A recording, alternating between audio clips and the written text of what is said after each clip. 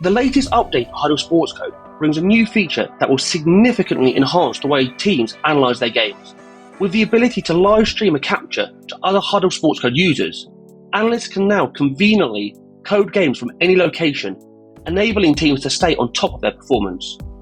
Once the live stream upload has ended, the video is processed and it will automatically be available in your Hudl library, simplifying the reviewing and sharing process.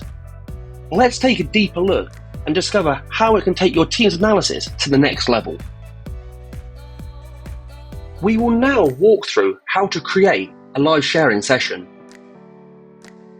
With my capture preview window open, let's go ahead and customize my feeds.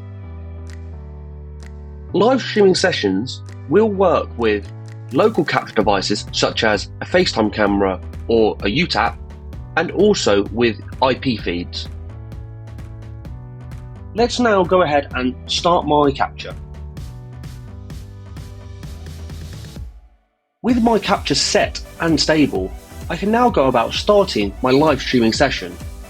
This can be found under File, Live Streaming Session, and here I have the options to either create a session or join a session.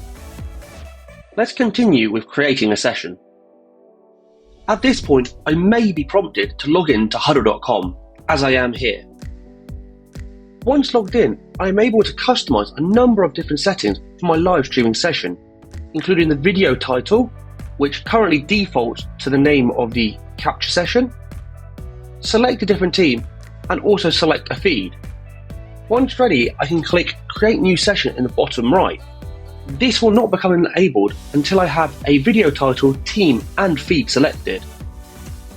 At this point, it's worth mentioning that currently you can only stream one feed at a time. Now that I've created my live streaming session, you'll notice a new button appearing on my captured timeline. The button gives a visual representation of the upload status, changing from green to amber to red, depending on how the upload is going. If I click on the button, I can then see further information about my live streaming session, such as the session name, the current status, and also the feed name. Before moving on to look at how to join a session, let's take a quick look at how to stop a live streaming session. During a live streaming session, the capture window and the live streaming sessions are interlinked, meaning that if you stop one, it will stop the other. The first method to stop a live streaming session is to click the button in the bottom right of the timeline and end session. You are warned that by ending a live streaming session, collaborators will have no more access to the timeline video.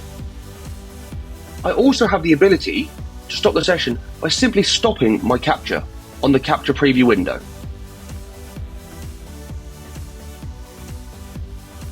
Let's now look at how you can join a live streaming session.